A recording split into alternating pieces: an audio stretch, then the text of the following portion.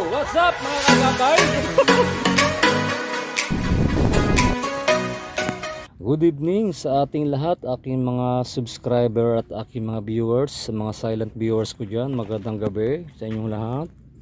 Ito yung ating first cuts na mga pusit. Ngayong araw na to ay Thursday.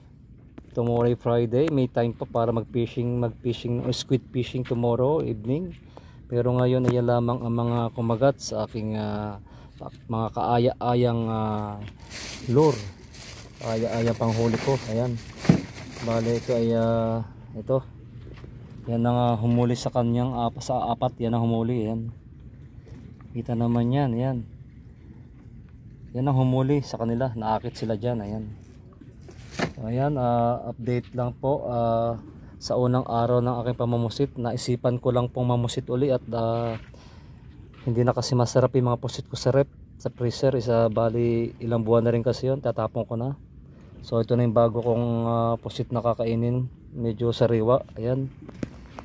At ito yung bali unang huli ko, ito unang hagis yan. Then pangalawa, pangatlong hagis ito, maliit. Mga 5 hagis ito. Ayan. Bali isang oras lang kami dito nag-fish namusit.